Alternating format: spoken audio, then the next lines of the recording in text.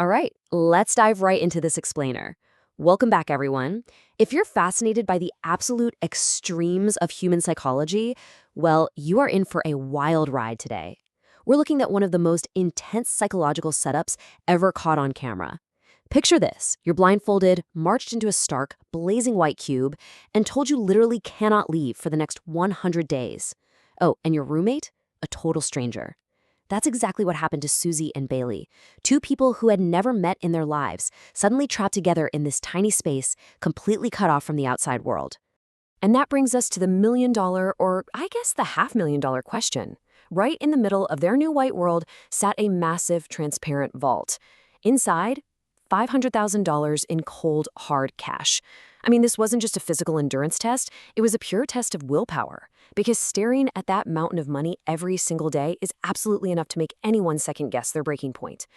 The brutal simplicity of the rules is really what makes this whole thing so compelling. They didn't just have to survive. They had to survive together. If they both made it to day 100, they'd split the pot and walk away with 250 grand each. But if the isolation just got to be too unbearable, and even one person hit the red button to tap out, they both would get absolutely nothing. Zero. Their fates were instantly tied together. So the crazy part is seeing just how incredibly fast the human mind starts to unravel when you take away the sun, clocks, and literally any form of entertainment. Check out this timeline. Since the overhead lights were constantly beaming and they had zero idea what time it actually was, they totally messed up and only slept for 2 hours on their first night. They basically kicked off day 2 at 2:30 in the morning. By day 4, the desperation really hit, and they were ripping up pages from their journals just to make a makeshift deck of playing cards. And by day 7, they had completely lost it, literally throwing their supplied pork and vegetables at targets on the wall out of sheer unfiltered boredom. Section 1. The cost of comfort. Let's look at temptation in isolation. Because surviving the White Room wasn't just about fighting boredom. The host actively weaponized their suffering by periodically offering them little tastes of the outside world, but for an absolutely massive price. Every 10 days, a door would open to the outside, revealing these unbelievable bribes paid for straight out of their prize money. On day 10, after eating literally nothing but plain canned chicken, they were offered a private chef for the rest of the challenge for $50,000. And amazingly, they rejected it. Then on day 20, the offer was 2 luxurious smart beds and an iPad that could finally turn off those agonizing, blinding overhead lights. Another 50 grand. Against all odds, Bailey shot it down, saving their prize pool but basically condemning them to 80 more days of sleeping on rock-hard cots under those stinging lights. But look, everybody has a breaking point, right? On day 30, that legendary willpower finally snapped. The hosts brought out smaller temptations like phone calls, Harry Potter books, and spices to fix their incredibly bland food. They passed on almost all of it, but they decided to drop 10 grand on just one thing. A coffee machine. Yep, $10,000 of their prize money, just gone, all so they could have a hot cup of coffee in the morning to break up the endless monotony. Section 2. Hacking the room. It's time for fighting back. Susie and Bailey quickly realized that if they actually wanted to make it to the end without going completely bankrupt, they had to change their strategy.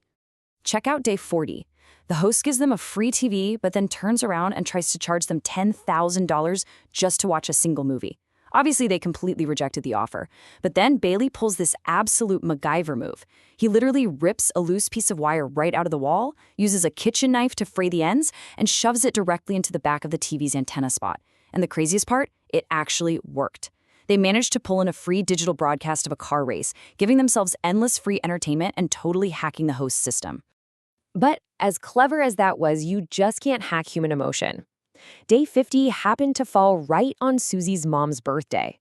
The host brings her parents just outside the room and offers them a mere 10-minute visit for $20,000. The emotional weight here is staggering. I mean, after half 100 days of total isolation, there was zero hesitation. They paid the massive premium just to hug their loved ones and share a quick birthday cake before those heavy doors slammed shut all over again. Section 3. Friction and regret. Let's examine the emotional toll. As we transition into the second half of their journey, we really see how the psychological whiplash of the room started setting in. The highest highs were almost instantly followed by devastatingly low lows. I want you to really put yourself in their shoes right now. It is day 60. The door opens. You are offered a giant, locked mystery box for $50,000. You have absolutely no idea what's inside. Could it be a total dud? Could it be something amazing? Susie and Bailey debated this agonizingly for an hour before fear took over and they rejected it.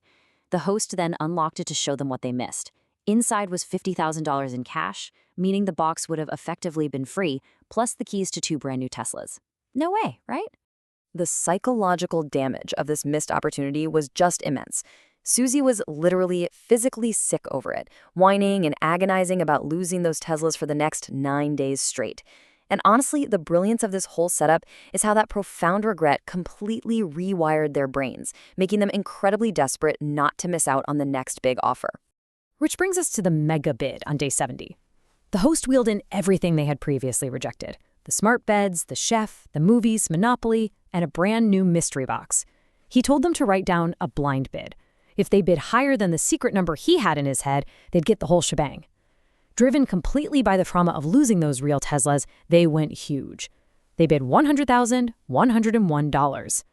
They won the bid, securing all the comforts, and popped open the new mystery box, which, hilariously, just contained 2 tiny toy Teslas as a joke. But there is a really profound irony to what happened next. You would think that buying over $100,000 worth of luxury would make their final 30 days an absolute breeze. Instead, it actually amplified their friction. Because Bailey always showered first, he would totally drain the tiny hot water tank, leaving Susie with freezing cold showers for a month. They bickered endlessly because Susie wouldn't finish their Monopoly games. They fought over which of their expensive movies to watch.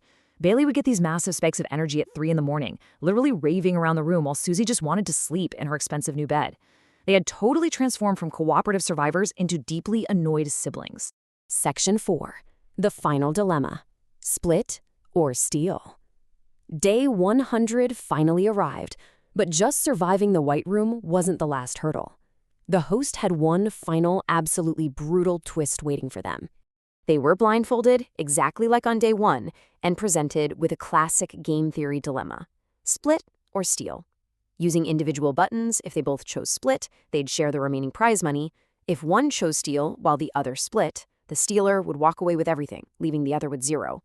But if they both gave in to greed and smashed that steal button, they both would walk away completely empty-handed after 100 days of suffering. So the crucial point we really have to ask here is, what does total isolation actually do to human nature?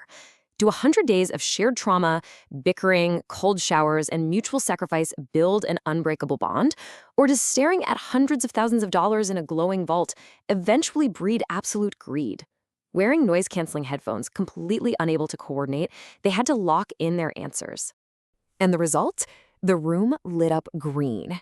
They both chose to split, despite the massive temptation to take it all, and despite the totally natural paranoia that the other person might betray them.